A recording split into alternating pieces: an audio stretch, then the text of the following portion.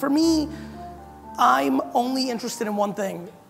I'm only interested in the thing that is binding us all together. No matter what you do in this room, no matter what your profession is, an entrepreneur, work for an agency, designer, developer, no matter what you do, always and forever, our job is to tell our story.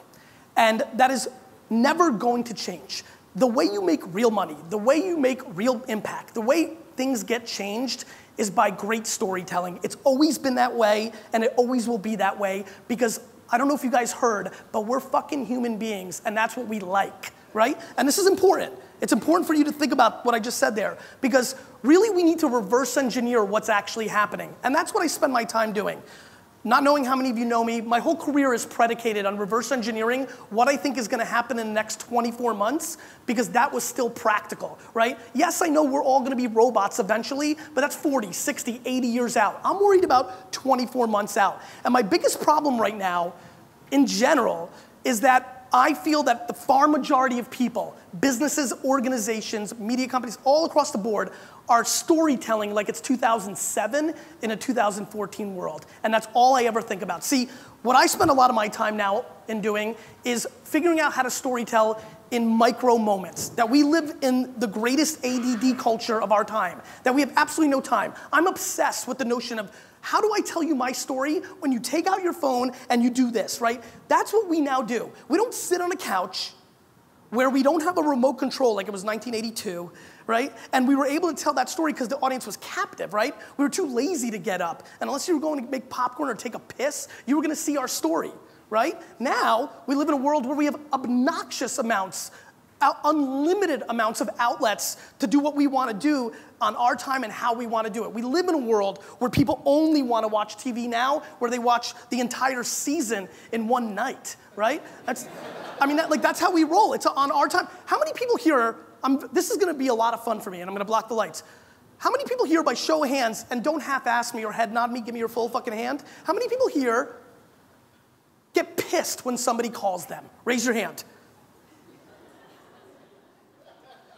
Let me just tell you something right now. Thank you for the lights. Keep that on, because I like their faces. 70% of this audience just raised their hand at the thought that if another human being calls them, they're pissed and annoyed. You know why? Because we've gotten to a place where everything now is on our time, right? You watch the show when you want to watch, not because it airs on Wednesday from 8 to 9 p.m., right? You like texting because you can respond to that person on your time. We're in control of the one asset that we all give the most fuck about, and that's time.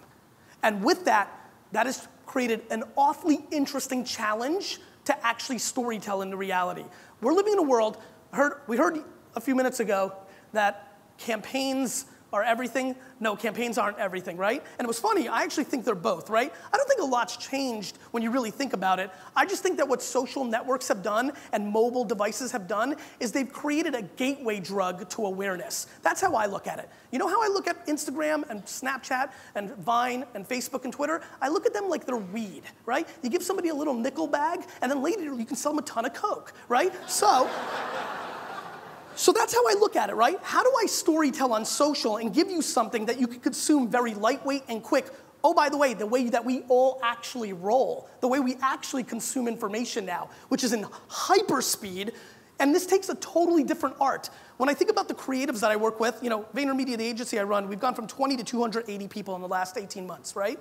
And a lot of them are very qualified. In the first 30, I made sure nobody ever worked at an agency, right? I wanted to have that DNA. But now we're obviously hiring extremely talented creatives and things of that nature. And I'm trying to break them down, to be honest with you, because what we're living through is a very big culture shift in storytelling. See, we've just lived through the last 70 years, as I'd like to call it, movies and docs, right? Heavy thinking, a lot of prep work, a lot of things, heavy, thick, heavy. Now we're living in breaking news, right? The skill set to be a great breaking news storyteller versus being a great movie storyteller is quite different. And not that the movie thing is dead. I actually don't think in a social media world that stuff doesn't work. I actually think it works just fine. I just don't think it works as the only thing we can do now. And so we have this other avenue where we have to start respecting the nuances of the platform. I have 200 people who spend their entire day's lives thinking about how to actually market and storytell where our eyeballs and ears actually are, because they're not in the places where a lot of companies and entrepreneurs spend their time. Listen, I'm not gonna pick on outdoor media, print, radio, television. That's just too easy. I'm gonna pick on digital. Let's talk about Google AdWords, down 15% in the last year in click-throughs, reported by Google. Down, digital. Email marketing. I built my first business, my wine business, on email marketing. How many people here have email marketed in their careers ever? Just raise your hands. Just try. Great. Let me blow your fucking face off. Do you know what my open rate for WineLibrary.com was in 1996 with a 400,000 person email list? 89%. Right? You know what happened to email marketing? The one thing that I know more than the sun is coming up tomorrow, that marketers ruin everything. As a proud marketer, it's what we do. When something new comes out, we try to figure it out. Go look back at 1995 to 2000 click-throughs on banner ads. 10%, 20%, 30%. Now, if you get 0.01, you're a hero. Marketers ruined it, right? Email marketing really collapsed in the last 3-4 years. Why?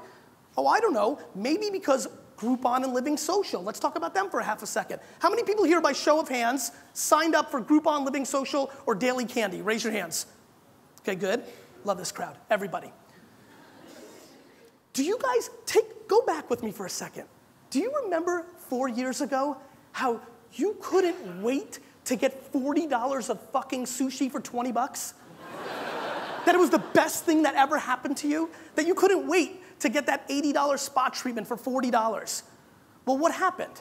You hate it now. You know why? You all unsubscribed and deleted because they started giving you more stuff that you didn't want. Now you don't give a shit if they're offering you $1 million house for $100. You're like, delete, spam, unsubscribe.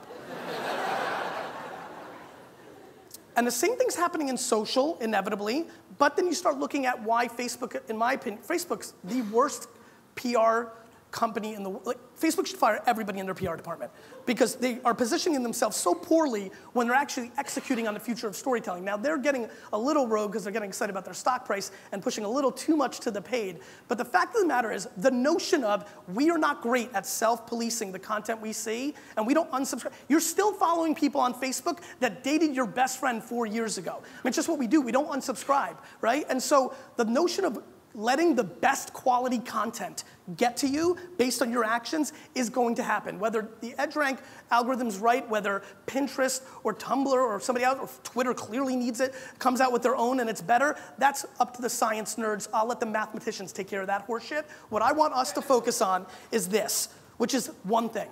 Quality storytelling always wins, always. And what we need to do is one major thing, and this is where everybody gets fucked up.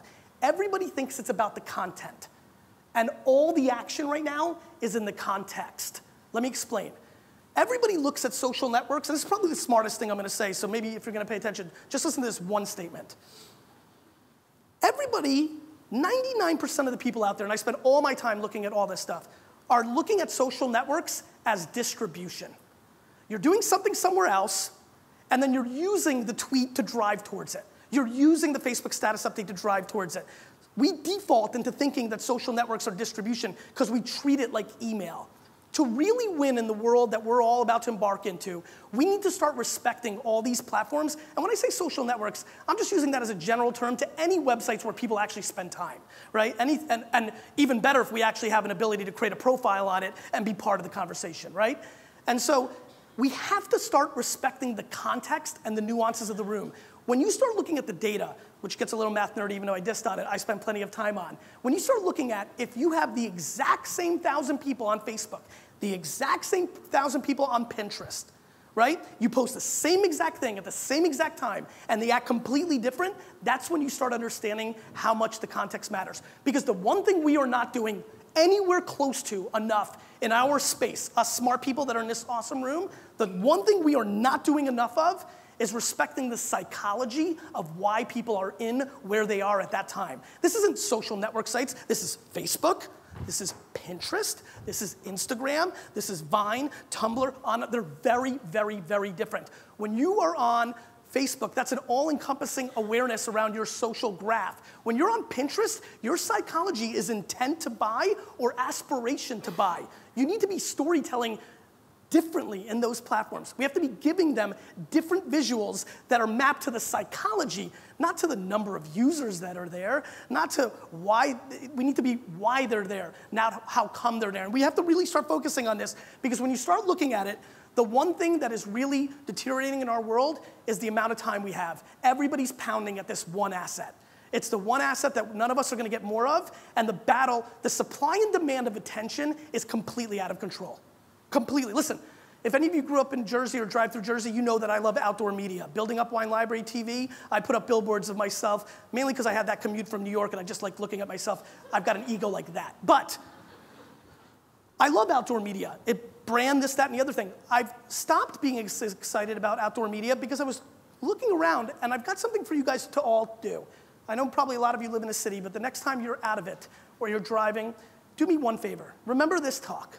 And when you're driving, look at 5 people. And I promise you, 3 of them are texting, right? Oprah's right. It's dangerous out there. It's getting real dangerous out there, right? So, my friends, outdoor media. My clients are spending hundreds of millions of dollars trying to tell stories on billboards. Meanwhile, customers aren't looking at billboards. They're not even looking at the fucking road anymore. And this doesn't take into account the fact that we have self-driving cars coming. You think you're gonna be looking at billboards? You're gonna be fucking working. We're gonna be fucking eating and talking and fucking chilling. I don't know. You know, and so we're living through a major culture shift, and the only thing anybody in this room should care about that is the same for everybody is where the eyes and ears of everybody are. That's what matters. Attention is the only commodity. It's the only asset, that we need to be paying attention to. And our customers, and we know this because everybody here is living it, we're doing different things. We're looking at more mobile devices. We're playing cops and robbers with advertising. Go look at the normal person that uses YouTube a lot. When they open up YouTube videos, they open up 14 tabs to let the ad run, and then they go back and actually watch it. And so we have to get out of this stupid thought of awareness, and we have to start getting to emotional attention. Are we actually bringing them value? Do we actually talk to them about what they want in these spheres? It's not about pushing advertising, it's about bringing value in the sphere. Why does somebody like to go to Tumblr? Because they like fucking animated GIFs, so give it to them, right? And give it to them in a way that a human being would give it to them, not a brand, and be smart about it. And then in general, on this thesis, from a business standpoint, I'm writing a new book. It's called Jab, Jab, Jab, Right Hook, right? And the notion is give, give, give, ask. Give, give, give, ask. The real funny thing to me in the world right now is that everybody's full of shit, right? And what I mean by that is when you look at people tweeting or Facebooking, they're trying to disguise their ask by being witty, right? Meanwhile, the one thing I know more than anything is that our collective bullshit radars today compared to 15 years ago are dramatically better. And the kids, fuck, their bullshit radars are excelling. They just know it, right? So what I've been testing a lot of and believe a lot of value in is jab, jab, jab, right hook. Give people value and funny stories. Give them an animated GIF that just makes them laugh, right? That just say Happy Monday. It's fine. You don't need a business objective for every piece of creative, because we live in a world now where it's not just about campaigns where you do 2 or 3 of them and you spend all your money. You live in a world where we're doing it every day, a lot of it. And so we have the freedom, the creative freedom to actually act human and bring a little value to them. Bring value, bring value, bring value. Respond, engage, bring value, make it funny, make it newsworthy. And then let's all become grown-ups once and for all and recognize we can ask for the business if we're just authentic about it. A funny thing happens when you give a fuckload of value up front. You guilt people into buying shit. And so give value, act human, do the right thing, answer, be there for them, have good, everybody on Twitter, everybody thinks you have to be funny on Twitter. Funny is the one characteristic that works on.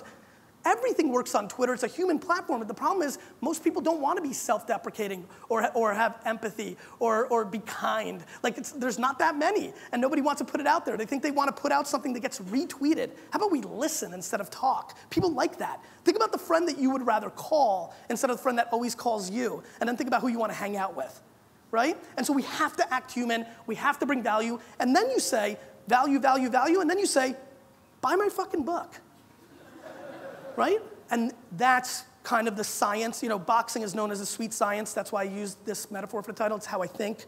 I'm spending all my time and energy, and I highly recommend whatever energy you're spending on this, you spend more, because the attention the eyes, the ears of our consumers, they're clearly going in these places. They're clearly going in these places. And if we do not figure out the art and the science of how to actually storytell in them, not use them as just distribution.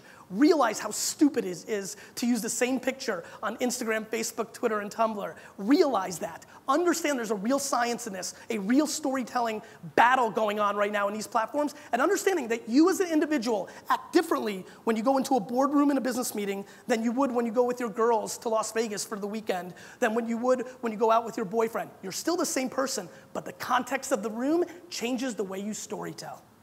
Thank you.